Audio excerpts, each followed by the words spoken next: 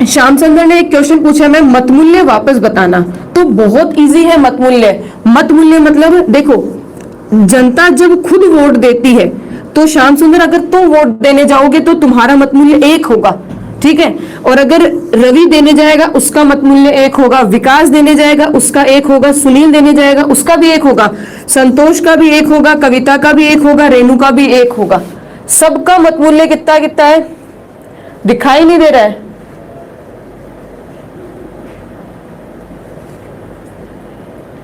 सही है।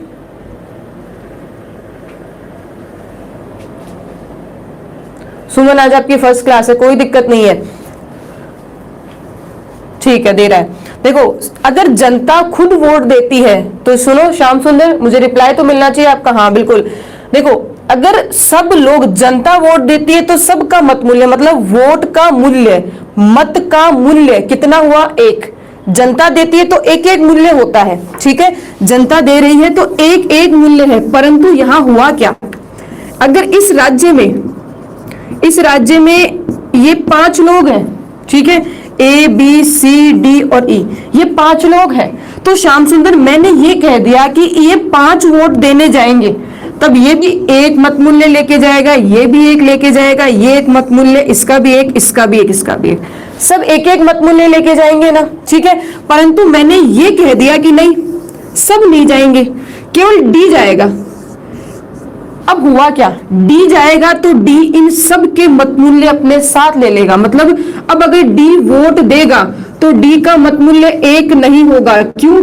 क्योंकि इस राज्य से 5 व्यक्ति हैं और 5 में से केवल 1 ही आ रहा है, तो वह अपना मत मूल्य कितना लेकर आएगा? 5।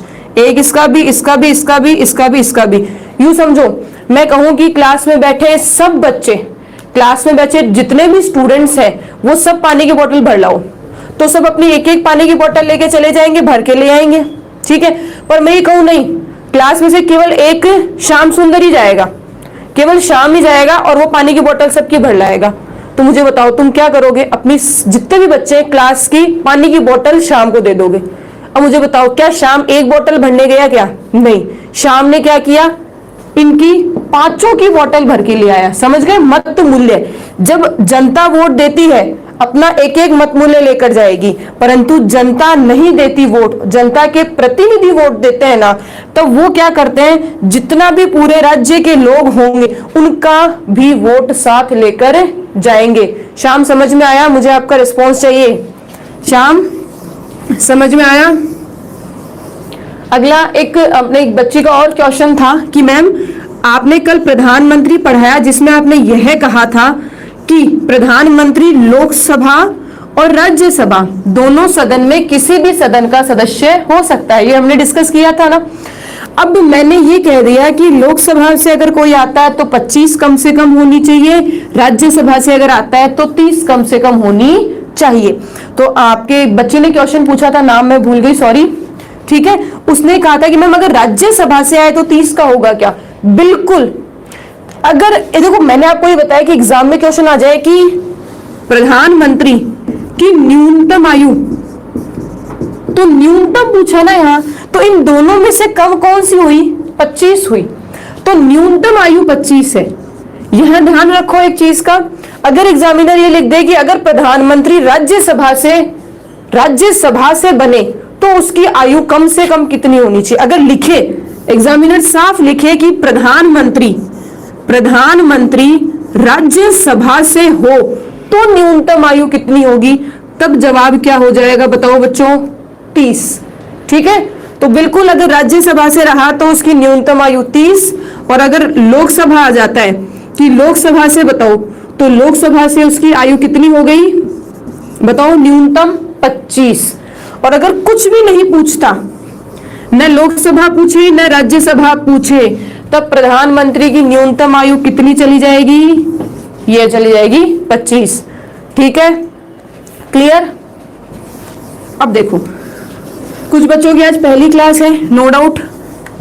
समझो, हमने प्रधानमंत्री प्लस मंत्री परिषद पर शाम को चर्चा की थी, और शाम को बहुत कम बच्चे लाइव थे, ये भी मैंने आपका गौर किया, ठीक है ना। बहुत कम बच्चे लाइव थे, इसका रीजन मुझे नहीं पता क्या था। बाद में मुझे भी लगा कि प्रधानमंत्री इतना इंपॉर्टेंट टॉपिक बच्चों ने स्किप कर दिया, मिस कर दिया, ठीक है। प्रधानमंत्री और मंत्रिपरिषद, इसको हल्का सा देखो, हमने ये पढ़ा था कि अनुच्छेद 74 के आधार पर राष्ट्रपति को सहायता व सलाह देने के लिए, सहायता परामर्श सलाह देने के लिए एक मंत्री परिषद होगी और उस मंत्री परिषद का प्रधान प्रधानमंत्री होगा और राष्ट्रपति उस परामर्श को पुनर्विचार के लिए लौटा सकता है। डिटेल में आपको फिर कह रही हूं, डिटेल में हमने शाम को डिस्कस किया था। कल शाम की 6 बजे की जो क्लास है, प्लीज स्टूडेंट्स देख लेना, उसमें काफी इंपॉर्टेंट फैक्ट्स मैंने आपको बताए थे, ठीक है ना। तो राष्ट्रपति की सहायता के लिए एक मंत्री परिषद होगी और मंत्री परिषद की जो दी हुई परामर्श है वह राष्ट्रपति पुनर्विचार के लिए लौटा सकता है, ठीक है। दूसरा पॉइंट हमने ये चर्चा की थी कि राष्ट्रपति को मंत्रियों ने क्या परामर्श दी, ठीक है, क्या सलाह दी। पहली बात तो सलाह दी, और अगर दी तो क्या सलाह दी, इसकी जांच, इसकी न्यायिक समीक्षा नहीं हो सकती, इसकी न्यायालय में जांच नहीं की जा सकती, ठीक है। इसके बाद हमने अगला अनुच्छेद एक डिस्कस किया था, बस उस अनुच्छेद को अपन डिस्कस कर लेते हैं, फिर आगे चलते हैं। देखो स्टडी अनुच्छेद 75 का पहला, अनुच्छेद 75 का पहला कहता है कि प्रधानमंत्री और मंत्रियों की नियुक्ति, प्रधानमंत्री और मंत्रियों की नियुक्ति कौन करेगा, राष्ट्रपति करेगा। प्रधानमंत्री उसे बनाएंगे जिसे लोकसभा में बहुमत प्राप्त हो। प्रधानमंत्री उसे बनाएंगे जिसे लोकसभा में बहुमत प्राप्त हो। प्रधानमंत्री व मंत्रिपरिषद की नियुक्ति राष्ट्रपति करता है और राष्ट्रपति उसे प्रधानमंत्री बनाएगा जो लोकसभा में बहुमत प्राप्त दल का नेता होगा, ठीक है। अगला देखो, इसी में ध्यान रखना, इस अनुच्छेद को बड़े अच्छे से ध्यान रखना है। अनुच्छेद 75 का पहले का क्या कह रहा है, 91वें संविधान संशोधन 2003 के द्वारा कहा गया कि मंत्रियों की संख्या लोकसभा के कुल 15% होगी और यह संख्या कैसी होगी, अधिकतम होगी। ध्यान क्या रखना है, न्यूनतम का संविधान में कोई भी उल्लेख नहीं है। 91वें संविधान संशोधन 2003 के द्वारा मंत्रियों की संख्या, देखो इससे पहले 2003 से पहले करो ना, आर्टिकल याद नहीं होते हैं, आर्टिकल्स को शॉर्ट में करके पढ़ो, एक साथ सारे याद नहीं करने होते हैं, ठीक है। आज मैं जो पढ़ाऊं केवल वही आर्टिकल याद होने चाहिए, ठीक है।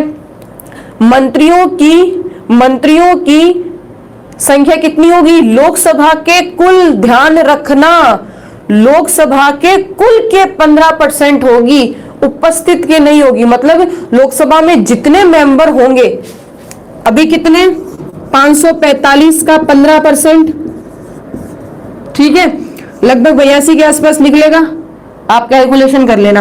एग्जाम्पल समझो, कल को मान लो मैंने लोकसभा की संख्या बढ़ाकर कितनी कर दी, 845, ठीक है। अब मैंने 845 कर दी तो ऑटोमेटिक सिस्टम क्या हो जाएगा, 845 का 15% हो जाएगा, समझ गए ना।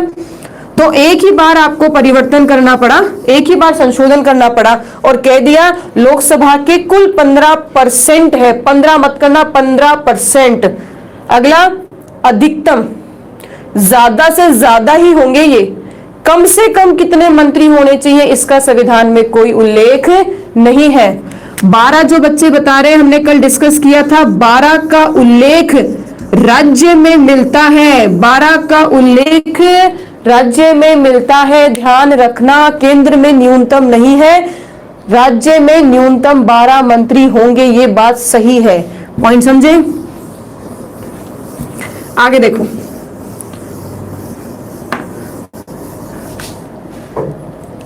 दूसरा क्या कहता है, दूसरा बिंदु इसका वो ये कहता है कि जो भी प्रधानमंत्री हो या मंत्री, वह राष्ट्रपति के प्रसाद पर्यंत पद धारण करेंगे।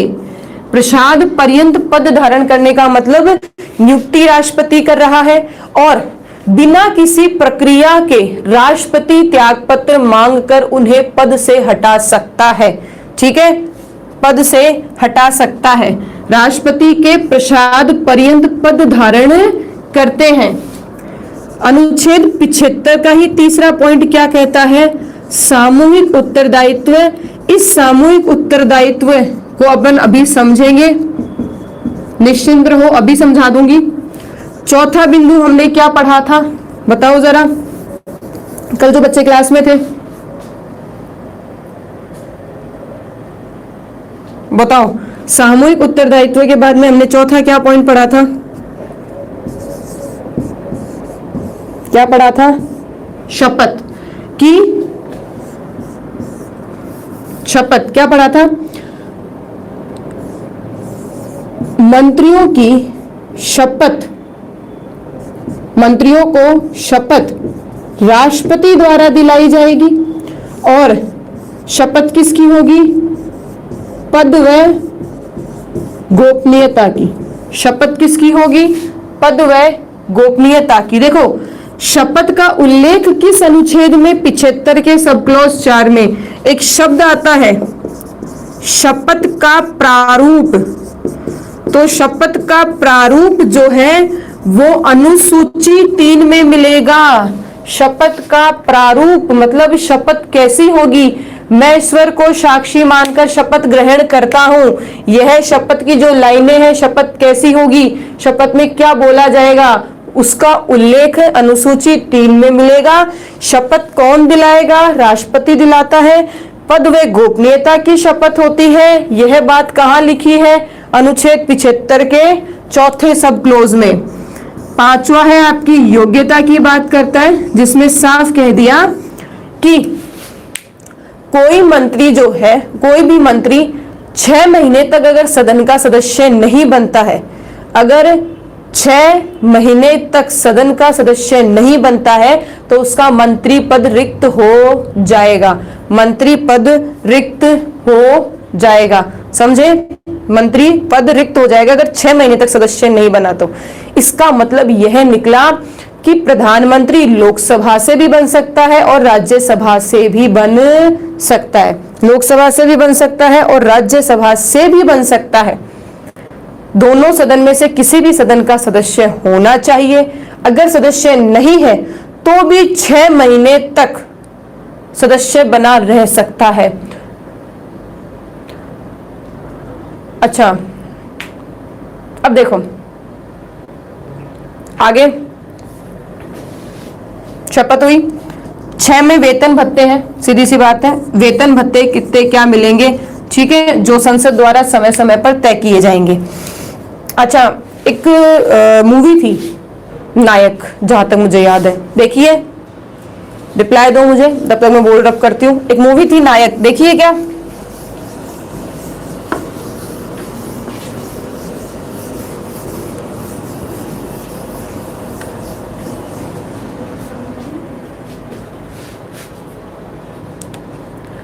भारत क्या पूछ रहा है, बिल्कुल सही कहा, प्रधानमंत्री जो है लोकसभा में बहुमत दल का नेता होता है।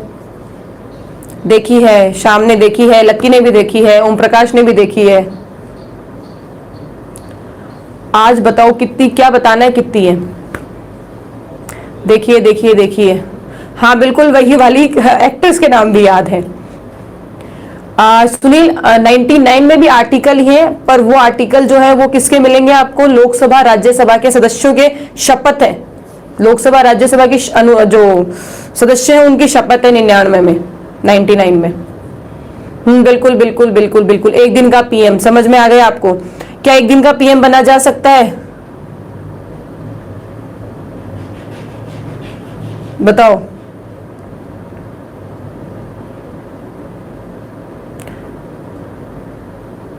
बिल्कुल, क्या बना जा सकता है? बिल्कुल बना जा सकता है, अगर आप योग्य हो।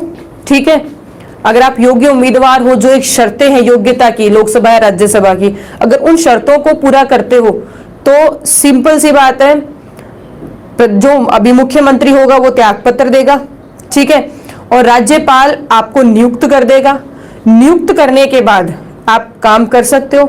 12 बजे तक उन्होंने त्यागपत्र दे दिया था, अगर वो त्यागपत्र नहीं देता, अगर वो त्यागपत्र नहीं देता तो अगले दिन सदन में उसके खिलाफ अविश्वास प्रस्ताव पारित हो जाता और उसको वैसे भी हटा देते। तो समझ में आया? एक दिन का पीएस जैसे सीएम था वो, तो वैसे एक दिन का सीएम बना जा सकता है अगर देखा जाए तो। बस बशर्ते शर्त क्या होनी चाहिए, लोकसभा या राज्यसभा में जो योग्यताएं हैं उन योग्यताओं में से किसी एक योग्यता को वो पूरा करता हो। ऐसा नहीं होगा कि 20 साल का कोई व्यक्ति कहे मुझे एक दिन का पीएम बनाओ, नहीं है संभव, क्योंकि कम से कम आयु कितनी चाहिए, 25 वर्ष चाहिए ना। ठीक है ना, चलो आगे देखते हैं अपन। आगे देखो, हमने कल यहां तक डिस्कस किया था, बस हमने आज अभी जो है वो कल का रिवीजन ही किया। अब अपन पॉइंट को आगे चलते हैं, और पॉइंट आगे चलने के लिए क्या है, वो है प्रधानमंत्री के, पीएम के उत्तरदायित्व है। प्रधानमंत्री किसके प्रति उत्तरदायी होता है, एग्जाम में क्वेश्चन आ जाता है। देखो, सबसे पहला पॉइंट है व्यक्तिगत उत्तरदायित्व है। व्यक्तिगत उत्तरदायित्व है। व्यक्तिगत उत्तरदायित्व क्या होता है, सबसे पहले समझो। इसके लिए संविधान में स्पष्ट नहीं लिखा है, परंतु व्यक्तिगत उत्तरदायित्व की बात एक तरह से अस्पष्ट रूप में कौन सा अनुच्छेद दर्शाता है, कौन दर्शाता है, 75 का सब क्लॉज दूसरा। व्यक्तिगत उत्तरदायित्व मतलब मंत्री राष्ट्रपति के प्रति व्यक्तिगत रूप में उत्तरदायी होते हैं। मतलब राष्ट्रपति इन्हें नियुक्त भी करता है तो राष्ट्रपति इन्हें बिना किसी प्रक्रिया के त्यागपत्र मांगकर हटा भी सकता है। तो प्रत्येक मंत्री किस व्यक्ति या किसके प्रति व्यक्तिगत उत्तरदायी होते हैं, राष्ट्रपति के प्रति। क्यों? क्योंकि राष्ट्रपति ही इन्हें नियुक्त कर रहा है, चाहे प्रधानमंत्री के परामर्श पर हो, यह ध्यान रखना। ठीक है, नियुक्त राष्ट्रपति कर रहा है और बिना किसी प्रक्रिया के राष्ट्रपति ही हटाता है। ठीक है, इसलिए व्यक्तिगत उत्तरदायित्व राष्ट्रपति के प्रति कौन सा अनुच्छेद अस्पष्ट रूप में दर्शाता है, स्पष्ट नहीं है, अस्पष्ट रूप में दर्शाता है, वो कौन सा है, 75 का दूसरा सब क्लॉज। अब देखो, दूसरा बिंदु है सामूहिक उत्तरदायित्व। सामूहिक उत्तरदायित्व। अब सामूहिक उत्तरदायित्व की बात जो है, ध्यान रखना बच्चों, अनुच्छेद आया हुआ है, याद कर लो चाहे कंठस्थ कर लो। अनुच्छेद 75 का सब क्लॉज तीसरा, अनुच्छेद 75 का सब क्लॉज तीसरा, 75 का सब क्लॉज कौन सा होगा, तीसरा। अब देखो 75 के तीसरे सब क्लॉज में क्या बात कही गई है, समझो। ये कह रहा है कि मंत्री जो है वह सामूहिक रूप में लोकसभा के प्रति, सामूहिक रूप में लोकसभा के प्रति उत्तरदायी होते हैं, लोकसभा के प्रति उत्तरदायी होते हैं। सामूहिक उत्तरदायित्व अनुच्छेद 75 के सब क्लॉज तीसरे में मिलेगा, जिसमें जितने सारे मंत्री होंगे, सारे मंत्री लोकसभा के उत्तरदायित्व सामूहिक उत्तरदायी होंगे। कैसे? क्योंकि मंत्रियों का कार्यकाल या मंत्री लोकसभा के बहुमत पर टिके हुए हैं, लोकसभा के बहुमत पर टिके हुए हैं। यह है सामूहिक उत्तरदायित्व। देखो, सामूहिक उत्तरदायित्व से आप एक पॉइंट और समझ सकते हो, और वो क्या है, यदि पीएम के खिलाफ अविश्वास प्रस्ताव पारित हो गया तो संपूर्ण मंत्री परिषद भी समाप्त हो जाती है, क्योंकि वो सामूहिक रूप में जिम्मेदार है। अगर लोकसभा प्रधानमंत्री के खिलाफ अविश्वास प्रस्ताव पारित कर देता है तो पूरा का पूरा समूह है जो मंत्री परिषद है वो भंग हो जाती है। इसीलिए आपने एक शब्द सुना होगा कि भारतीय मंत्री परिषद एक साथ ही तो तैरती है और एक साथ ही डूबती है। इसमें यहां तक ध्यान रखा गया कि जब मंत्रियों के मध्य कोई प्रस्ताव या कोई विचार विमर्श चल रहा होता है और उस पर सबकी सहमति होनी आवश्यक है, अगर कोई सहमति नहीं देता है तो वह व्यक्ति, वह मंत्री अपना त्यागपत्र देकर मंत्री पद को छोड़ सकता है। यहां तक की बाध्यता होती है। आप समझो इनमें एकता कितनी बड़ी होती है। जब सारे मंत्री किसी बात पर विचार विमर्श करते हैं तो सबकी सहमति आवश्यक है। अगर सब मना कर दे कोई दिक्कत नहीं है, पर सब हाँ कर रहे हैं और कोई मना कर रहा है, कोई एक मंत्री दो मंत्री मना कर रहे हैं, तो वो त्यागपत्र देकर जा सकते हैं। सीधी सी बात है। सामूहिक उत्तरदायित्व है ना, सभी जिम्मेदार होंगे। सही हुआ तो सभी जिम्मेदार होंगे, गलत हुआ तो भी सभी जिम्मेदार होंगे। इसे कहते हैं सामूहिक उत्तरदायित्व। समझे? आगे पॉइंट समझ में। व्यक्तिगत उत्तरदायित्व है, अनुच्छेद ध्यान रखना स्पष्ट नहीं लिखा है, अस्पष्ट रूप में है, ठीक है। सामूहिक उत्तरदायित्व अनुच्छेद 75 का सब क्लॉज तीसरा, यहां स्पष्ट लिखा है कि मंत्री लोकसभा के प्रति सामूहिक उत्तरदायी होते हैं। आया समझ में? हाँ ना बच्चों, मैंने आप सबको कहा है कि पढ़ाते वक्त क्लास में क्वेश्चंस अभी मत पूछो, मैं जवाब नहीं दे पाऊंगी, क्योंकि कल मैंने गौर किया, मैंने एक दो बच्चों का रिस्पॉन्स नहीं दे पाई क्लास पढ़ाते वक्त, तो वो बच्चे बाद में उन्हें यूं लगा कि मैडम ने जवाब नहीं दिया, ठीक है, उन्हें बुरा लगा। इसलिए मैं कह रही हूं कि प्लीज अपने क्वेश्चंस हैं तब पूछना जब मैं कहूं। राइट अप कर लो, लिख लो, दिमाग में रख लो, ठीक है ना। मैं जवाब अभी नहीं दे पाऊंगी, केवल पढ़ाने पे फोकस है मेरा, ठीक है। कम से कम क्लास में कोई बच्चा तो इस चीज पे ध्यान रखे कि क्वेश्चन बाद में पूछ लेना, भाई लिख ले तू, अभी कोई बच्चा तो ध्यान रखे, क्वेश्चंस मत पूछो, क्योंकि मुझे डिस्टर्बेंस होता है अगर आप क्वेश्चन पूछ लेते हो ना, तो मेरे होता है कि भाई बच्चों को जवाब दूं या पढ़ाऊं, ठीक है ना। तो ध्यान रखो, अपन पढ़ेंगे, लास्ट में क्वेश्चंस का सिलसिला शुरू करेंगे, आप अपने पूरे डाउट पूछना, कोई प्रॉब्लम नहीं है मुझे। देखो, हमने उत्तरदायित्व की बात कर ली। अब उत्तरदायित्व के बाद में अपन जो अगली सबसे महत्वपूर्ण चर्चा करेंगे वो है संरचना। अब एक बार सब शांत हो जाओ, बिना किसी कमेंट के शांति से सुनो। ये एक महत्वपूर्ण बात मैं आपको बताने जा रही हूं, ठीक है। और वो है मंत्री परिषद की संरचना। बहुत से बच्चों को ये समझ में ही नहीं आता है कि मैडम ये है क्या, मंत्रिमंडल क्या है, ये बीच में राज्य मंत्री क्या आ जाते हैं, क्या उपमंत्री होते हैं, ठीक है। ये समझ में नहीं आता। मैं आज आपको बहुत अच्छे से समझाने वाली हूँ इस पॉइंट को, कोई डाउट, कोई क्लियर, मतलब कोई भी डाउट नहीं रहेगा, ठीक है। अब पर कमेंट करने से रुक जाओ, आराम से पढ़ो। देखो, मंत्री परिषद को 3 हिस्सों में बांटा है मैंने, ठीक है। मंत्री परिषद को 3 हिस्सों में बांटा है। आप इसे मंत्रिमंडल कह सकते हो, कैबिनेट मंत्री कहते हो, ठीक है। एक ही बात है, कैबिनेट मंत्री कहो चाहे मंत्रिमंडल कहो। आप इसे राज्य मंत्री कहते हो, आप इसे उप मंत्री कहते हो, ठीक है। अब समझना, एक पॉइंट समझो, बच्चे कई बार कंफ्यूज होते हैं, मंत्री परिषद क्या है, मंत्रिमंडल क्या है, एक जैसे ही लगते हैं। अब यहां क्लियर समझो, मंत्री परिषद इन मंत्रियों के समूह को, इन सबको मिलाकर मंत्री परिषद कहा जाता है। उपमंत्री, राज्य मंत्री, मंत्रिमंडल सब जब मिलते हैं, ठीक है, वो क्या हो जाएगा, मंत्री परिषद। आपका जो प्रधानमंत्री है अपना, वह किस में आता है, प्रधानमंत्री मंत्रिमंडल में ही आएगा, ठीक है ना। ये ध्यान रखना, तो अलग से मैंने नहीं लिखा है। तो यूं समझो, ये अंगूठा, अंगुली अंगुली अंगुली अंगुली, इन सब अंगुलियों ने मिलकर क्या बनाया, पंजा। इन सब अंगुलियों ने मिलकर क्या बनाया, पंजा, ठीक है।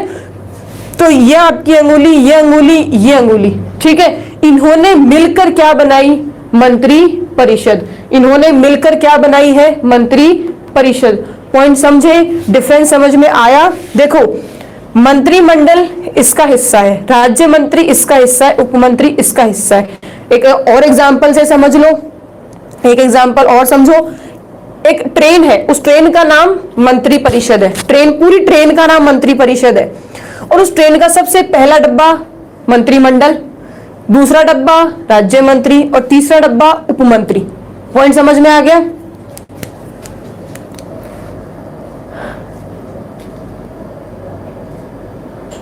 मैंने पंजा बताया था, शाम पंजा बताया था, पंजा, ठीक है।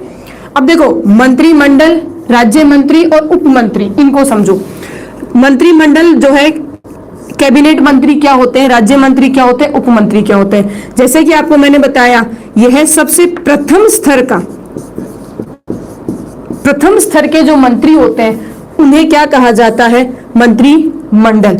दूसरी बात समझो, जितने भी विभाग होते हैं, महत्वपूर्ण विभाग होते हैं, उन विभागों के अध्यक्षों को आप क्या कहते हो? विभागों के अध्यक्षों को क्या कहते हो? मंत्रिमंडल। जैसे कि गृह मंत्री, वित्त मंत्री, रक्षा मंत्री, ठीक है, खेल मंत्री, चिकित्सा मंत्री, शिक्षा मंत्री, ये जो मंत्री हैं, ठीक है, बड़े विभाग, और उन विभागों के अध्यक्षों को हम क्या कहते हैं? मंत्रिमंडल या कैबिनेट मिनिस्टर्स। तीसरा, आप देखते हो मंत्री परिषद की बैठक हुई, तो उस मंत्री परिषद की बैठक में मंत्रिमंडल बैठक में भाग लेती है। जो मंत्रियों की बैठक होती है ना, उसमें इन मंत्रियों को भाग नहीं लिया जाता, केवल और केवल कौन लेते हैं भाग? केवल कौन लेते हैं? मंत्रिमंडल भाग लेते हैं, केवल मंत्रिमंडल ही भाग लेते हैं। ध्यान रखना, प्रथम स्तर के, सबसे सर्वोच्च स्तर के मंत्री होंगे, विभागों के अध्यक्ष होंगे, स्वतंत्र विभागों के, बड़े विभागों के अध्यक्ष होंगे, और मंत्रिमंडल की बैठक में भाग लेते हैं। सबसे इंपॉर्टेंट पॉइंट जो आ रहा है वो है चौथा पॉइंट, और वो सबसे इंपॉर्टेंट पॉइंट कैसे है? देखो, आपके संविधान में शब्द मिलेगा मंत्री परिषद या मिलेगा मंत्री। पूरे संविधान में केवल दो ही शब्द है, मंत्री परिषद, मंत्री, मंत्री परिषद, मंत्री। परंतु क्या हुआ, 44वें संविधान संशोधन 1978 के द्वारा, 44वें संविधान संशोधन 1978 के द्वारा अनुच्छेद 352 में मंत्रिमंडल शब्द का उल्लेख किया गया। मंत्रिमंडल शब्द का उल्लेख किया गया।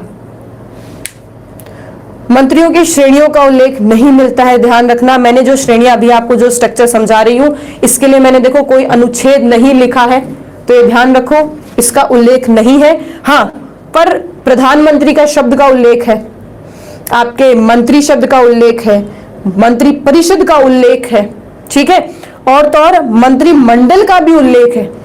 अब एक बात समझो, 44वें संविधान संशोधन 1978 में अनुच्छेद 352 में मंत्रिमंडल शब्द का प्रयोग किया गया है, ये हम सबको पता है। परंतु क्या इस 352 में मंत्रिमंडल शब्द को परिभाषित किया गया? हाँ या ना? बिल्कुल, इसे परिभाषित किया गया है कि मंत्रिमंडल में प्रधानमंत्री व उच्च स्तर के मंत्री शामिल होंगे, ठीक है। मंत्रिमंडल में प्रधानमंत्री भी साथ आएंगे, मंत्रिमंडल, प्रधानमंत्री और मंत्रिमंडल में उच्च स्तर के, ठीक है, जो हमने यहां देख लिया, प्रथम स्तर के मंत्री शामिल होंगे। तो समझ में आया पहला पॉइंट। जो इतने भी मंत्रियों की लिस्ट होती है ना, कभी नेट पे ढूंढना, मंत्रियों की लिस्ट में सबसे पहले ऊपर ही ऊपर मिलेंगे कैबिनेट मिनिस्टर्स, फिर लिस्ट आएगी राज्य मंत्रियों की। अब ध्यान से सुनो एक शब्द, राज्य मंत्री। बच्चे कंफ्यूज होते हैं, मैडम ये राज्य के मंत्री है क्या?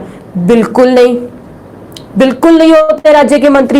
यूं समझ लो, मंत्री केंद्र में है, काम केंद्र में करेंगे, परंतु इनका नाम ही राज्य मंत्री है, काम केंद्र में ही करेंगे। ये क्या करते हैं? राज्य मंत्रियों को दो हिस्सों में बांटा। तभी एक बात कभी एग्जाम में गौर करो, मंत्री परिषद के स्तर कितने हैं? कितने स्तर हैं? 4 हैं। 4 कैसे? एक मंत्रिमंडल, एक वो राज्य मंत्री जिनके पास स्वतंत्र प्रभार होता है। बहुत से बच्चों ने इसका नाम सुना होगा और बहुत से बच्चे इसके लिए पहली बार सुन रहे हैं। और कुछ ऐसे राज्य मंत्री होते हैं जो अधीन होते हैं। पहला, दूसरा, तीसरा और ये हो गए चौथा। स्तर कितने हुए हैं? 4। अब देखो, स्वतंत्र प्रभार, स्वतंत्र प्रभार का मतलब है विभागों के, स्वतंत्र विभागों के, ध्यान रखना, स्वतंत्र विभागों के अध्यक्ष, स्वतंत्र विभागों के अध्यक्ष। देखो, यह इनके बड़े विभाग होंगे, उनके अध्यक्ष होंगे।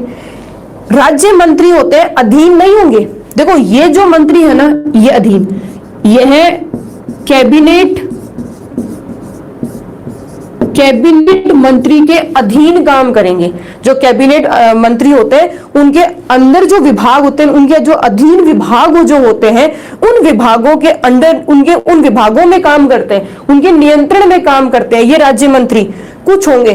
और कुछ राज्य मंत्री ऐसे होते हैं जिनके पास अपना खुद का स्वतंत्र विभाग होता है। हालांकि विभाग होता छोटा ही है, पर स्वतंत्र विभाग होता है। ठीक है। उपमंत्री की बात करते हैं, तो उपमंत्री जो है वो कैबिनेट मंत्री, कैबिनेट मंत्री व राज्य मंत्री के अधीन कार्य करते हैं। जो कैबिनेट है उनके पास मूलतः कोई विभाग नहीं होता, कोई नियंत्रण नहीं होता, वह राज्य मंत्री के अंदर काम करेंगे या मंत्रिमंडल के नियंत्रण में काम करेंगे। ठीक है। कैबिनेट मिनिस्टर्स, राज्य मिनिस्टर, कैबिनेट राज्य के अधीन काम करते हैं। ये कैबिनेट मंत्री, ये जो कैबिनेट मंत्री हैं, ये कैबिनेट मंत्री कैबिनेट मंत्रियों के नियंत्रण में काम करेंगे, ये राज्य मंत्री। और ये जो राज्य मंत्री होंगे, इनके पास अपना खुद का स्वतंत्र विभाग होगा।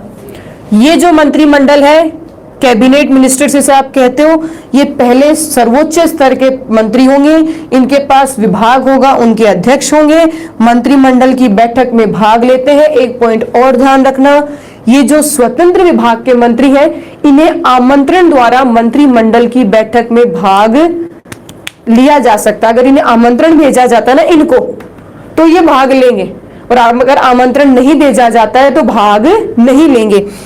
44वें संविधान संशोधन 1978 में अनुच्छेद 352 में मंत्रिमंडल शब्द को लिखा गया तथा उसे परिभाषित किया गया, जिसमें प्रधानमंत्री व मंत्रिमंडल या मंत्रियों के उच्च स्तर को मंत्रिमंडल कहा गया। एग्जाम्पल किसके?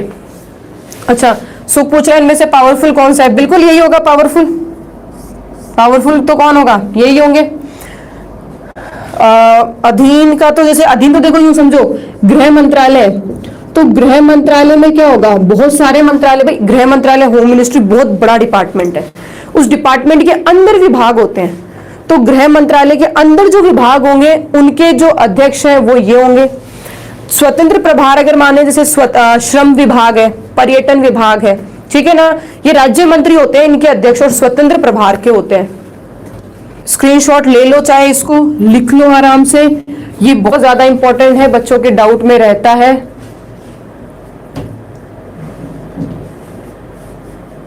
पवन, अनुराग ठाकुर का डिपार्टमेंट कौन सा मुझे ध्यान में नहीं है, सॉरी फॉर दैट। करुणा क्या पूछना चाह रहे हो? अनुच्छेद 352 में क्या? काजल, ठीक है, मैं वापस एक्सप्लेन कर देती हूँ, कोई दिक्कत नहीं है काजल। यूपी मंत्रियां बताओ। यूपी मंत्री मतलब मैं समझी नहीं, सुनी, मैं क्वेश्चन नहीं समझी। राज आप नए जुड़े हैं, कोई दिक्कत नहीं है, हम प्रधानमंत्री और मंत्री परिषद पढ़ रहे हैं, मैंने इस मंत्री परिषद की संरचना को समझाया है बस।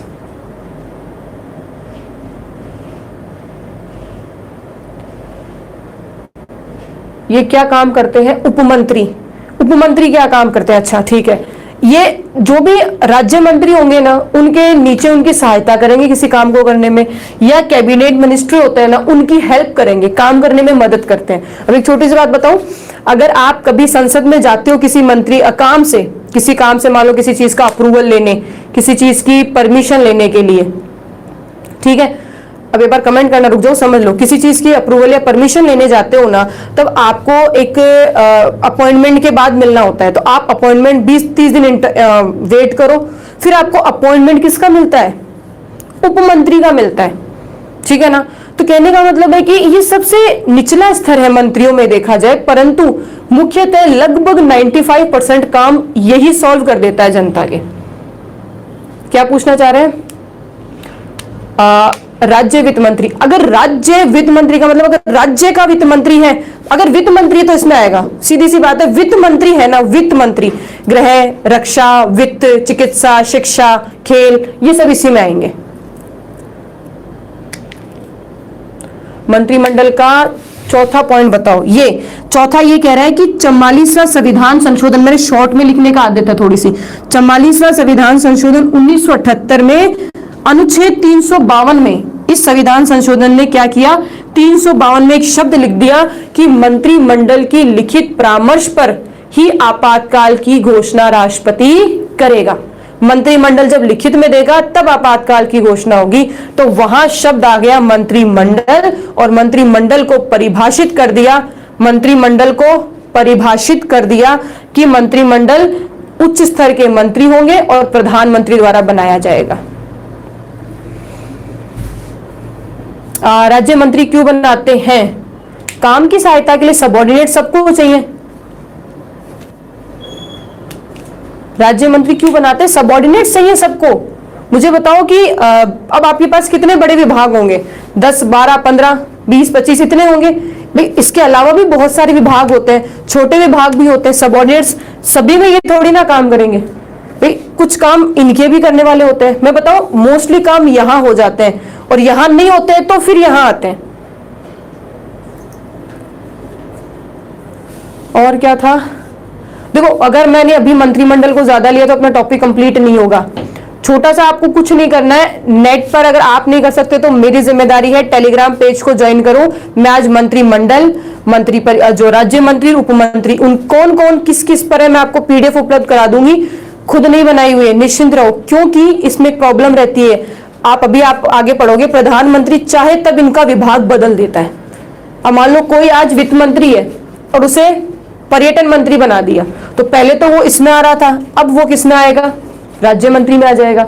तो मैं आपको क्या करूंगी, टेलीग्राम पेज के ऊपर जो टेक्निकल टीम है, प्लीज टेलीग्राम पेज का उन्हें ग्रुप का और जो है वो लिंक भेज दो। मैं आपको ऑफिशियल जो वेबसाइट पर आज करंट में कौन मंत्रिमंडल में है, कौन राज्य मंत्री में है, कौन उपमंत्री है और किसके पास क्या विभाग है, अगर आप जानना चाहते हैं तो टेलीग्राम पेज को ज्वाइन कर लो। मैं पीडीएफ वहां कंफर्म सेंड कर दूंगी आपको, ठीक है।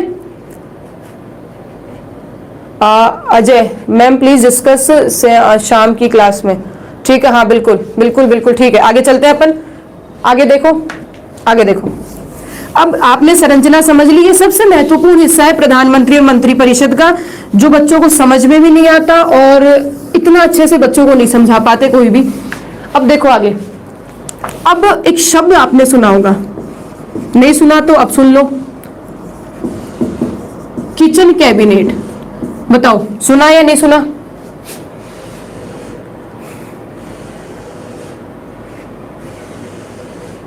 बताओ, किचन कैबिनेट शब्द सुना या नहीं सुना? चलो जवाब मिल गया मुझे। देखो, किचन कैबिनेट की सबसे पहली विशेषता संविधानिक या संविधान में, नहीं कह सकते, संविधान लिख देती हूं, चलो, संविधान में इसका उल्लेख नहीं है। संविधान में इसका उल्लेख नहीं है, कहीं नहीं लिखा हुआ कि संविधान में किचन कैबिनेट होनी चाहिए। क्या होती है किचन कैबिनेट? समझो, किचन कैबिनेट क्या होगी? प्रधानमंत्री के अति विश्वसनीय, अति विश्वसनीय का मतलब समझे, बहुत ज्यादा खास, जिन पर प्रधानमंत्री आंख बंद करके भरोसा कर सकता है। अति विश्वसनीय लोग, अति विश्वसनीय लोग या मंत्री या रिश्तेदार, ठीक है, या परिवार।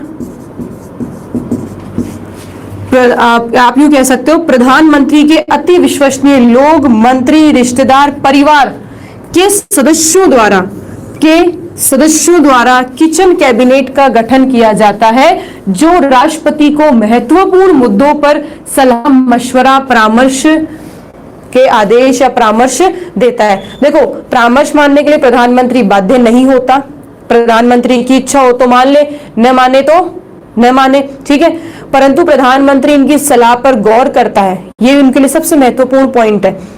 ये यूं कह सकते हो किचन कैबिनेट मतलब अपने बहुत नजदीकी, निजी, ईमानदार, विश्वसनीय व्यक्ति जो प्रधानमंत्री को गलत राय कभी नहीं देंगे और न ही कोई रिस्क की बात करेंगे। जैसे एक एग्जांपल से समझो, मान लो श्रीराम में जैसे कि हमारे डायरेक्टर सर है सुभाष मील, तो जो सुभाष जी सर है, तो सुभाष जी सर के जो इर्द गिर्द जो उनके लोग होंगे, परिवार के हो सकते हैं, उनके अति विश्वसनीय मित्र हो सकते हैं, वो लोग उन्हें सलाह मशवरा परामर्श देंगे जिस पर उन्हें बहुत ज्यादा विश्वास होता है, जिस पर वो डाउट नहीं करते हैं और ना ही करेंगे। जिनकी सलाह मशवरे परामर्श पर उन्हें डाउट होगा वो उसे किचन कैबिनेट में ही नहीं रखेंगे। समझ में आ गया? तो किचन कैबिनेट का संविधान में कोई उल्लेख नहीं है। किचन कैबिनेट प्रधानमंत्री के अति महत्वपूर्ण, अति विश्वसनीय लोगों, मंत्रियों व रिश्तेदार व परिवार के सदस्यों से बनाई जाती है, जो राष्ट्रपति को केवल परामर्श देने का काम करती है और कुछ नहीं करेगा।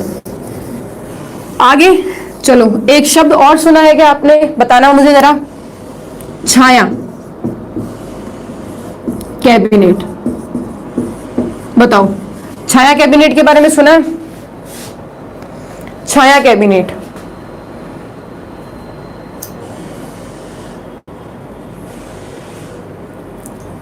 हाँ शाम, पीएम संसद का सदस्य होता है, नहीं भी हो तो 6 महीने तक तो काम चल ही जाएगा।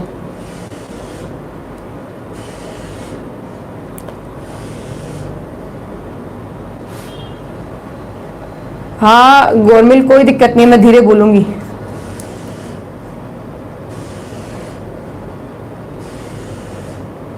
ठीक है, नहीं सुना। देखो, छाया कैबिनेट क्या होती है समझो।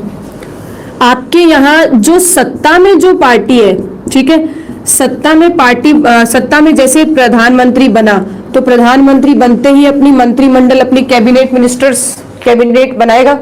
कैबिनेट मंत्री बन गए तो क्या होगा, विपक्ष की सत्ता है, ठीक है, वो इसी के समकक्ष जिसे आप कहते हो छाया कैबिनेट, इसी के समकक्ष छाया कैबिनेट बनाता है। मतलब समझो, ये तो सत्ता में काम करेगी, इसका काम क्या हुआ दिखेगा, पावर है इसके पास पावर नहीं है। ये जो छाया कैबिनेट है, जो इसके बराबर ही है, शैडो कैबिनेट कहते हैं इंग्लिश में, जो इसके बराबर ही है परंतु उसके पास पावर नहीं है, ठीक है, ये कुछ करती है तो दिखता नहीं है। ये इसके जो छाया के रूप में काम करेगी, इसके मंत्रिमंडल के किए हुए कार्यों पर आप कह सकते हो निगरानी रखती है, और अगर कोई भी चूक या कुछ भी गलत होता है तो जनता के समक्ष मंत्रिमंडल की गलतियों को पेश करती है। ठीक है ना? आया पॉइंट समझ में? क्या समझ में आया? विपक्षी सत्ता मंत्रिमंडल के समक्ष एक छाया कैबिनेट, अपनी खुद की मंत्रिमंडल बनाती है। ठीक है, जो सत्ता में जो मंत्रिमंडल है उसकी निगरानी, उसके कह सकते हैं उसकी निगरानी का काम करती है बेसिक सी। ठीक है, वो क्या कर रही है, सही कर रही है, गलत कर रही है, ऐसा करना चाहिए, ऐसा नहीं करना चाहिए। ठीक है, और सीधी सी बात है, इसका मतलब ये होता है कि अगर सत्ता वाली जो पार्टी है, अगर ये किसी भी प्रकार से भंग होती है और अगर विपक्ष सत्ता में आती है तो विपक्ष की कैबिनेट कौन होगी? छाया कैबिनेट होगी।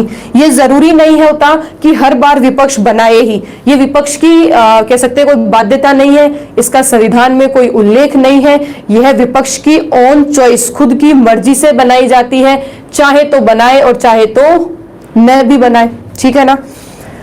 अब समझो, छाया कैबिनेट का पॉइंट हो गया। आगे अब आपसे मैं 2 अनुच्छेद, हालांकि मैंने राष्ट्रपति में भी दोनों अनुच्छेद डिस्कस किए थे, यहाँ प्रधानमंत्री में भी मैं इन दोनों अनुच्छेदों को डिस्कस करूंगी, 77 और 78। कल बच्चे ने एक सोमित करके एक बच्चा था, उसने भी पूछा था। ठीक है, अनुच्छेद 77 में क्या है, देखो अनुच्छेद 77 में क्या है, अनुच्छेद 77 का पहला बिंदु तो साफ क्या कह रहा है कि कार्यपालिका के जितने भी काम होंगे वो राष्ट्रपति के नाम पर किए जाएंगे। मतलब कार्यपालिका में जितने भी कोई भी कानून लागू करो, नाम मोहर किसका होगा, नाम किसका चलेगा, राष्ट्रपति का। ठीक है, नाम राष्ट्रपति का। दूसरा पॉइंट इसमें आपको जो समझना है वो महत्वपूर्ण है, वो क्या है, चलो मुझे बताओ। मंत्रियों के विभागों का आवंटन कौन करता है? मंत्रियों के मध्य विभागों का बंटवारा आवंटन कौन करता है? बिल्कुल आपका जवाब सही है, आवंटन कौन करेगा? प्रधानमंत्री करेगा। ये एग्जाम में आजकल क्वेश्चन आने थोड़े से बंद हो गए, मतलब नहीं पूछता। क्वेश्चन क्या आएगा? मंत्रियों के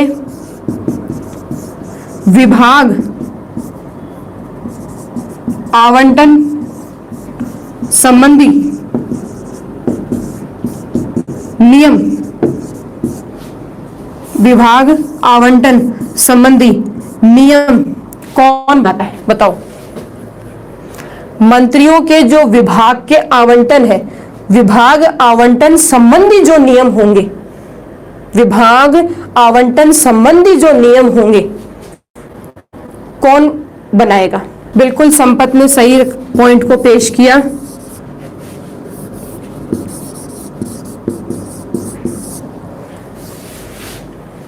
बिल्कुल सुनील ने सही पकड़ा। एचएम सुप्रीम कोर्ट नहीं करता। देखो बिल्कुल, राष्ट्रपति के विभाग आवंटन संबंधी नियम कौन बनाएगा? मंत्रियों के विभाग आवंटन संबंधी नियम राष्ट्रपति बनाता है। अनुच्छेद 77 में लिखी है यह बात। विभाग आवंटन के नियम, मंत्री विभाग आवंटन के नियम लिख सकते हो। मंत्री विभाग आवंटन के नियम, मंत्री विभाग आवंटन के नियम राष्ट्रपति द्वारा बनाए जाएंगे। Clear doubt? एग्जाम में क्वेश्चन ये बन सकता है, ध्यान रखना। ठीक है, अब मुझे हाँ ना में जवाब दो, इन दोनों का डाउट क्लियर हुआ या नहीं हुआ, हाँ या ना? विभागों का बंटवारा पीएम करेगा, बंटवारे संबंधी नियम राष्ट्रपति बनाएगा।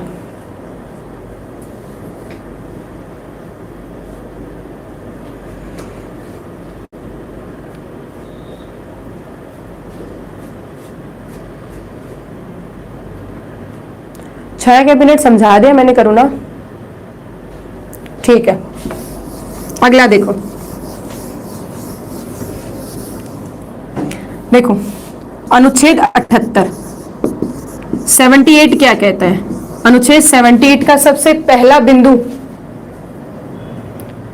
मंत्रियों को सैलरी संचित निधि से मिलती है, केंद्र की संचित निधि से। ठीक है, जीके सौरभ को थोड़ा सा डाउट रहा, बाकी सबको समझ में आया। देखो जीके सौरभ, इतना ध्यान रखो कि जो मंत्री हैं उनके कि कौन सा मंत्री को कौन सा विभाग मिलेगा ये प्रधानमंत्री तय करता है, पर उन विभागों के संबंधित जो नियम होंगे ना, नियम कायदे कानून, वो राष्ट्रपति बनाता है। ठीक है, यूं समझ लो, एक एग्जांपल समझो, घरेलू एग्जांपल से समझो कि किसकी थाली में कितनी रोटी होगी ये मम्मी तय करती है। ठीक है, प्रधानमंत्री। किसकी थाली में कितनी रोटी होगी मम्मी तय करेगी, इसको 2, इसको 3, इसको 1, इसको 2। परंतु उन खाने के संबंधित, मतलब जो बंटवारा हो रहा है, उस खाने से संबंधित जो नियम होंगे वो तय कौन करेगा? वो पापा तय करेंगे। तो दोनों में अंतर हुआ। मम्मी थाली में रोटी परोस रही है, बंटवारा कर रही है, और उस बंटवारे से संबंधित जो नियम है वो पापा तय कर रहे हैं, बंटवारे से संबंधित जो नियम है वो राष्ट्रपति तय कर रहा है। पॉइंट समझ में आया सौरभ? आगे देखो, अनुच्छेद 78 का पहला। अब ये जो पॉइंट, ये जो अनुच्छेद है ना, यह अनुच्छेद प्रधानमंत्री प्लस राष्ट्रपति के संबंध को दर्शाता है कि दोनों एक दूसरे से कितना जुड़े हुए हैं। या एक पॉइंट और समझ लो, एग्जाम में कहीं पॉइंट देखो कि प्रधानमंत्री के उत्तरदायित्व, प्रधानमंत्री के राष्ट्रपति के प्रति उत्तरदायित्व कहां मिलेंगे? अनुच्छेद 78 में। ठीक है, प्रधानमंत्री के उत्तरदायित्व, राष्ट्रपति के प्रति कितना उत्तरदायी होगा उसकी जानकारी, उसके लिए अनुच्छेद कौन सा है? 78 है।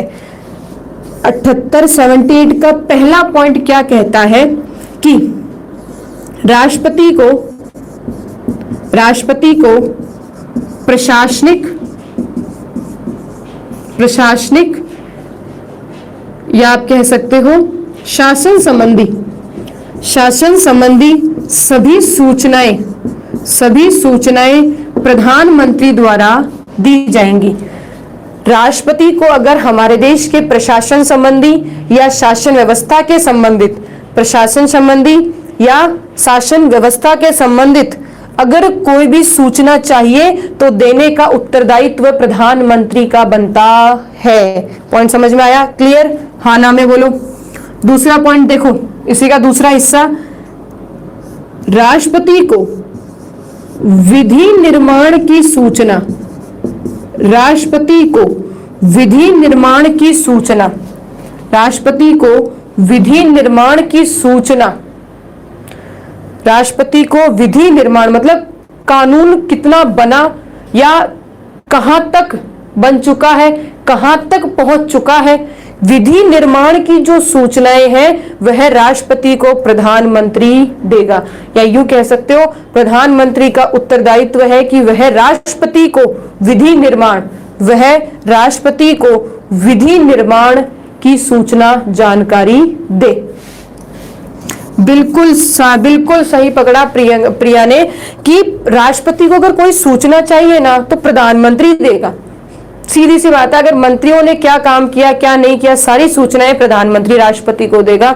एक पॉइंट समझ सकते हो, राष्ट्रपति और मंत्रियों के मध्य प्रधानमंत्री कड़ी का कार्य करता है। ठीक है, ज्वाइंट जो होगा ज्वाइंट वो पीएम होगा, राष्ट्रपति और मंत्रियों के मध्य ज्वाइंट कौन होगा? प्रधानमंत्री होगा। चलो 78 का तीसरा हिस्सा क्या कहता है? तीसरा पॉइंट इतना सी बात समझ लो कि अगर मंत्रियों द्वारा किसी विषय पर विचार नहीं किया गया, पहला पॉइंट, या विचार किया गया हो, कुछ भी हो, राष्ट्रपति के आदेश पर मंत्री किसी भी विषय पर विचार करेंगे और विचार करवाने का जिम्मेदारी प्रधानमंत्री की रहती है। विचार करवाने की जिम्मेदारी किसकी रहती है? प्रधानमंत्री की रहती है। पॉइंट क्लियर हुआ? ठीक है, तीनों आप 77 अनुच्छेद 78 यह राष्ट्रपति से संबंधित भी है, मैंने इसे राष्ट्रपति में भी समझाया, प्रधानमंत्री और मंत्रियों में भी संबंध रखते हैं, मैंने इसे इसमें भी समझाया है, ध्यान रखना। ठीक है, और तीसरा एक अनुच्छेद और अपन डिस्कस कर लेते हैं। इसमें अगर डाउट रहा तो आप मुझसे लास्ट में पूछ लेना।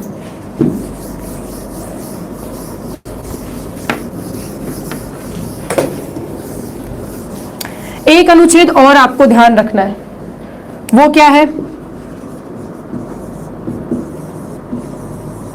एक अनुच्छेद और क्या ध्यान रखना है? अनुच्छेद 78 मतलब 88, अनुच्छेद 88। अनुच्छेद 78 यह कह रहा है क्या कि मंत्री हो या बात चाहे महान्यायवादी की, क्या लिखा है साहब 78 में कि मंत्री और महान्यायवादी दोनों सदन की किसी भी बैठक में भाग ले सकते हैं। ध्यान से सुनना, अगर कोई मंत्री लोकसभा का है चाहे वो राज्यसभा का हो, मंत्री चाहे लोकसभा से हो चाहे वो राज्यसभा से हो, किसी भी सदन से हो, वह दोनों सदन की बैठक में भाग ले सकता है, वह दोनों सदन की बैठक में भाग ले सकता है। यहां तक कि महान्यायवादी भी दोनों सदन की बैठक में भाग ले सकता है। दूसरा पॉइंट समझो, मंत्री उसी सदन में वोट देंगे जिस सदन का वह क्या होगा? सदस्य होगा। मंत्री भाग तो दोनों किसी भी बैठक में ले सकता है, किसी भी सदन की बैठक में ले लेगा, परंतु वोट उसी सदन में देगा जिस सदन का वह सदस्य होगा, जिस सदन का वह सदस्य होगा। तीसरा बिंदु, महान्यायवादी, महान्यायवादी वोट नहीं देगा। महान्यायवादी केवल और केवल, महान्यायवादी केवल और केवल दोनों सदनों की बैठक में भाग ले सकता है, ठीक है, दोनों सदनों की बैठक में भाग ले सकता है, परंतु वोट उसी सदन में, वोट मंत्री उसी सदन में देगा जिस सदन का वह क्या होगा, सदस्य होगा, ठीक है। और महान्यायवादी किसी भी सदन की बैठक में भाग नहीं लेता है, ठीक है। ये अनुच्छेद अपना जो है वो 88 कंप्लीट होता है।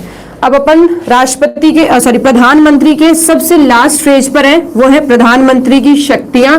प्रधानमंत्री या जो प्रधानमंत्री है उसकी शक्तियों को कंप्लीट करने के बाद आज की हमारी जो क्लास है, सेशन है, वो कंप्लीट होगा।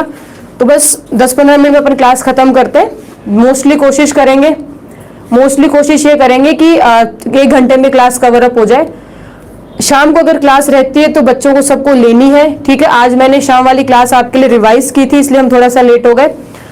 समझो, आगे देखो, प्रधानमंत्री की शक्तियां, पीएम की शक्तियों की बात करते हैं। तो अगर एक शॉर्ट में बात करें तो जितने भी काम राष्ट्रपति के नाम पर है, जितने भी काम राष्ट्रपति के नाम पर है, वो सारे के सारे प्रधानमंत्री तो करता है, वो सारे के सारे काम प्रधानमंत्री ही करेगा, ठीक है ना। समझो, प्रधानमंत्री की वो शक्तियां जो किससे संबंधित हो, बताओ जरा, किससे संबंधित हो, मंत्रियों से संबंधित प्रधानमंत्री की क्या शक्तियां हैं। पहला पॉइंट समझो, ये जो आपका पहला हिस्सा, इसमें पहला पॉइंट समझो। मैं प्रधानमंत्रियों की शक्तियां, प्रधानमंत्री की शक्ति बता रही हूं, किसके समक्ष, मंत्रियों के। पहला हिस्सा समझो, पहला पॉइंट समझो, क्या कह रहा है, मंत्रियों की नियुक्ति में प्रधानमंत्री परामर्श देता है, और वो परामर्श बाध्य होती है। परामर्श क्या होती है, बाध्य होती है। नियुक्ति करेगा कौन, हम सबको क्या पता है, नियुक्ति करेगा कौन, राष्ट्रपति करेगा। पर नियुक्ति किसकी होगी, कौन मंत्री बनेगा, परामर्श नियुक्ति कौन, मतलब नियुक्ति राष्ट्रपति करेगा, बनेगा कौन, यह तय कौन करता है, प्रधानमंत्री। दूसरी शक्ति देखो, मंत्रियों के मध्य विभाग का बंटवारा, किस मंत्री को कौन सा भाग लीजिएगा हमने, कौन सा विभाग दिया जाएगा, मतलब किसके पास आपका सैन्य मंत्री होगा, कौन रक्षा मंत्री होगा, कौन आपका चिकित्सा मंत्री होगा, कौन शिक्षा मंत्री होगा। तो मंत्रियों के विभागों का बंटवारा प्रधानमंत्री ही करता है। तीसरा पॉइंट, मंत्रिमंडल की बैठक की अध्यक्षता करता है। क्या करता है, अध्यक्षता करता है। जो मंत्रियों की बैठक होती है ना, मंत्रियों की उस बैठक में अध्यक्ष कौन होता है, पीएम होता है, ठीक है। चौथा हिस्सा क्या है, मंत्रियों को पद से हटाने हेतु, अगर यूं हो जाए प्रधानमंत्री को यूं लगेगा कि मुझे ये मंत्री नहीं चाहिए, मंत्री को पद से हटाना है, तो प्रधानमंत्री तो नहीं हटा सकता। नियुक्ति किसने करी, बिल्कुल सही, राष्ट्रपति ने नियुक्ति करी, तो राष्ट्रपति ही हटाएगा। होगा क्या, प्रधानमंत्री परामर्श देगा। प्रधानमंत्री क्या देगा, परामर्श देगा। अब प्रधानमंत्री परामर्श देगा और हटाएगा कौन, राष्ट्रपति। परामर्श देने के बाद राष्ट्रपति त्याग पत्र मांग लेगा और मंत्री पद से हट जाएगा, ठीक है। पांचवा हिस्सा इसका क्या है, अगर प्रधानमंत्री चाहे तो पूरी मंत्री परिषद को बर्खास्त करके एक नई मंत्री परिषद गठित कर सकता है। पॉइंट समझे, चाहे पूरी मंत्री परिषद हटा सकता है पीएम, जितने मंत्री उसने बनाए सबको हटा दिया और एक नई मंत्री परिषद फिर बना ली, बिल्कुल बना सकता है। सही कहा, हटाएगा राष्ट्रपति, ये ध्यान रखना। यहां बर्खास्त की बात क्या है, बर्खास्त के लिए परामर्श पीएम देगा, ये हमेशा ध्यान रखना, परामर्श प्रधानमंत्री ही देगा, परंतु हटाएगा कौन, हटाएगा कौन, राष्ट्रपति हटाएगा। थोड़ा सा नीचे हो गया, सुन लो, बर्खास्त करेगा राष्ट्रपति, परंतु बर्खास्त करने की परामर्श जो है वो प्रधानमंत्री देगा, बिना प्रधानमंत्री की परामर्श के बर्खास्त नहीं होगा, ये ध्यान रखना। ऐसा नहीं राष्ट्रपति की इच्छा हो तो कर दो सबको बर्खास्त, ऐसा नहीं होगा, ठीक है, ये समझे, ये इसमें डाउट। ये आपकी प्रधानमंत्री की मंत्रियों संबंधी क्या है, शक्तियां। अब अपन अगली शक्ति के ऊपर चलते हैं, जो प्रधानमंत्री की ही है, परंतु किसके संबंध में है, प्रधानमंत्री की शक्तियां किसके संबंध में, बताओ जरा, राष्ट्रपति के संबंध में। अब सबसे पहली चीज, राष्ट्रपति को जितनी भी नियुक्तियां होती है, अपन ने पार्ट सेकंड में राष्ट्रपति में पढ़ा था प्रमुख नियुक्तियां, तो राष्ट्रपति जितनी भी नियुक्तियां करता है उन सब नियुक्तियों में परामर्श कौन देगा, बताओ जरा, परामर्श कौन देगा, प्रधानमंत्री देगा, ठीक है। दूसरा हिस्सा इसमें क्या है, आप सब ने पढ़ा था सत्र, कानून बनाने के लिए क्या चाहिए, सत्र, सत्र बुलाना, या आप कह सकते हो सत्र अवसान, सत्र समाप्त करना। सत्र अवसान का यहां मतलब क्या है, सत्र समाप्त करना, ठीक है। तो सत्र बुलाएगा राष्ट्रपति, सत्र समाप्त भी राष्ट्रपति करेगा, करेगा राष्ट्रपति, पर मैं फिर पूछती हूं परामर्श, परामर्श कौन देगा, समाप्ति की परामर्श कौन देगा, प्रधानमंत्री देगा। तीसरा हिस्सा संसद को लेकर ध्यान रखना, हालांकि ये संसद से संबंधित है शक्ति, लोकसभा को भंग राष्ट्रपति करेगा, परंतु परामर्श प्रधानमंत्री देगा। भंग राष्ट्रपति करेगा परंतु परामर्श राष्ट्रपति देगा। पॉइंट समझे, यहां एक अपवाद की स्थिति पैदा हो जाती है। अपवाद क्या होता है, मैंने पहले भी डिस्कस किया, अपवाद क्या होता है, अपवाद, अपवाद ये है, अपवाद ये है कि मान लो कि प्रधानमंत्री है, प्रधानमंत्री को ये पता चल गया कि उसके खिलाफ लोकसभा में अविश्वास प्रस्ताव पारित होने वाला है, तो वो क्या सोचता है कि भाई मैं पद से हटूंगा, उससे अच्छा है मैं पूरी लोकसभा को भंग कर दूं। मतलब अगर मैं प्रधानमंत्री नहीं बना तो लोकसभा में से कोई नहीं बनना चाहिए। वो क्या करता है, भाई खुद तो सीधी सी बात है, अगर खुद लोकसभा से है तो हटेगा ही हटेगा, सिंपल सी बात है, खुद अगर लोकसभा से है तो हटेगा ही। वो क्या करता है, इस राजनीतिक फायदे के लिए वो क्या करता है कि राष्ट्रपति को कहता है कि लोकसभा को भंग कर दो। अब अगर वहां राष्ट्रपति को यह डाउट हो जाए कि प्रधानमंत्री अपने फायदे के लिए लोकसभा को भंग कर रहा है, तो वह भंग करने के लिए मना कर सकता है। यहां परामर्श के लिए मना कब किया जा सकता है, जब राष्ट्रपति को लगे कि प्रधानमंत्री, राष्ट्रपति को लगे कि प्रधानमंत्री अपने राजनीतिक फायदों के लिए लोकसभा को भंग जबरदस्ती कर रहा है, लोकसभा को भंग करने की आवश्यकता नहीं है। वैसे अगर ऐसा हो तो राष्ट्रपति परामर्श के लिए क्या कर सकता है, मना भी कर सकता है। अब राष्ट्रपति की कुछ, प्रधानमंत्री की कुछ अन्य शक्तियां देख लेते हैं। प्रधानमंत्री की कुछ अन्य शक्तियों में आपको क्या ध्यान रखना है, विदेशों में, विदेशों में देश का प्रतिनिधित्व करता है, देश का प्रतिनिधित्व करता है।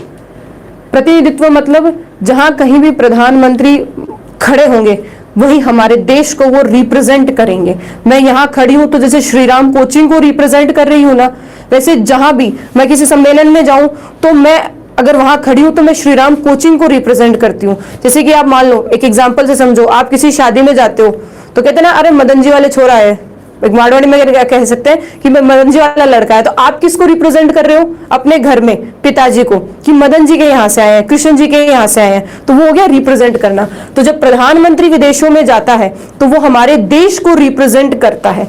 दूसरा पॉइंट इसमें क्या समझना है तुम्हें, नीति आयोग, नीति आयोग,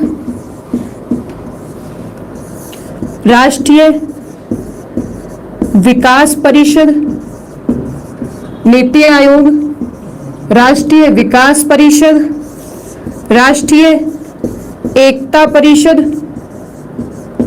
एकता परिषद और अंतर्राज्यीय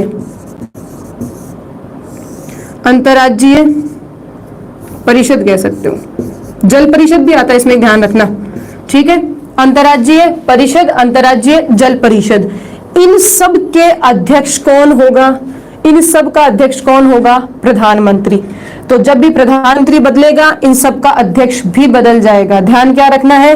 नीति आयोग, राष्ट्रीय विकास परिषद, राष्ट्रीय एकता परिषद, अंतर्राज्यीय जल परिषद या अंतर्राज्यीय परिषद, अंतर्राज्यीय परिषद, परिषद का अध्यक्ष कौन होगा? प्रधानमंत्री होगा, ठीक है। ये आपकी प्रधानमंत्री की शक्तियां हैं। प्रधानमंत्री की जो शक्तियां हैं वो कंप्लीट है। किसी को डाउट है तो अब फटाफट पहले आप क्वेश्चन लिख लो, डाउट जो है। जो आज कुछ नए बच्चे जुड़े हैं, ऐप प्ले स्टोर पे ऐप है अपना श्रीराम ईडीयू करके, ऐप इंस्टॉल करें, ठीक है ना। ऐप इंस्टॉल करके जो स्टूडेंट पहले पढ़ चुका हो या नया हो पुराना हो, सबको न्यू रजिस्ट्रेशन करना है। एक इसमें कुछ पूजा क्या पूछना चाह रहे हो? प्रधानमंत्री निम्न सदन लोकसभा का नेता होता है। चलो एक नेता का पॉइंट आ गया ना, चलो एक नेता के पॉइंट को मैं क्लियर करती हूँ। जब नेता शब्द आ ही गया तो डाउट क्लियर करो। हम कहते हैं लोकसभा का नेता, ठीक है। क्या तुमने सुना है राज्यसभा का नेता? नहीं सुना होगा, मुझे पक्का पता है। और एक होता है लोकसभा में बहुमत प्राप्त दल का नेता, हाँ या ना? क्या तीनों चीजें एक ही है या अलग अलग है? बताओ।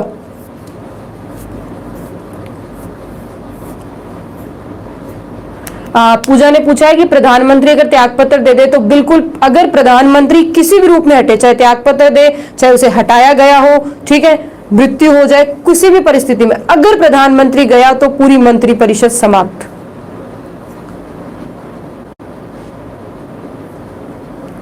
बताओ क्या तीनों एक ही है? चलो समझो, तीनों एक नहीं है। तीनों पॉइंट जो है वो एक नहीं है। हुआ क्या समझो, लोकसभा के बहुमत दल का नेता प्रधानमंत्री होता है। ये हर जगह पढ़ा और ये सही भी है। चाहे प्रधानमंत्री राज्यसभा से हो तो भी नेता होगा, लोकसभा से हो तो भी नेता हो। किसका नेता होगा? लोकसभा में बहुमत प्राप्त दल का नेता प्रधानमंत्री। अब ध्यान से सुनो, अगर वो प्रधानमंत्री लोकसभा से है, अगर प्रधानमंत्री लोकसभा से है तो प्रधानमंत्री लोकसभा का नेता होगा। और अगर प्रधानमंत्री लोकसभा से नहीं है, कहां से है? राज्यसभा के सदन से है, तो प्रधानमंत्री राज्यसभा का नेता होगा। एग्जाम्पल समझो, मोदी जी है तो मोदी सदस्य किसका है? बताओ, लोकसभा का है या राज्यसभा का है? बताओ, कहां का सदस्य है? लोकसभा का। तो मुझे बताओ, मैं कह सकती हूं मोदी, या कह सकते हैं हमारे जो वर्तमान प्रधानमंत्री हैं वो लोकसभा में बहुमत प्राप्त दल के नेता भी है, दूसरा लोकसभा के नेता भी है। दोनों पॉइंट है। मैं ये कहूं कि, मैं क्या कहूं, अगर इंदिरा गांधी के लिए क्या कह सकते हो आप? बताओ बताओ। इंदिरा गांधी लोकसभा में बहुमत प्राप्त दल की नेता बिल्कुल थी, ये उनके लिए सही है। दूसरा पॉइंट क्या होगा? वह राज्यसभा से प्रधानमंत्री बनी थी। कहां से बनी थी? राज्यसभा से, तो वह राज्यसभा की नेता थी। आप देखो होता क्या है, हम लोगों के अभी लगभग मान के चलो एचडी देवगौड़ा, मनमोहन सिंह का बेस्ट एग्जांपल है ना। मनमोहन सिंह जो थे वो राज्यसभा से थे, तो वो राज्यसभा के नेता थे। तो सदन का नेता तभी कहलाएगा प्रधानमंत्री जब वह उस सदन का सदस्य होगा, ठीक है। पर अगर मैं लगा दूं बहुमत प्राप्त दल का नेता, तो वो क्या होगा? लोकसभा और प्रधानमंत्री होगा। समझ में आया? अगर प्रधानमंत्री राज्यसभा सदन का सदस्य है तो वो इसका सदन का नेता होगा, और अगर लोकसभा का है तो इस सदन का सदस्य है तो लोकसभा का नेता होगा। बच्चों को ये डाउट कभी क्लियर नहीं होता, वो हमेशा यही लेकर चलते हैं, तो ध्यान आपको रखना है, ठीक है ना।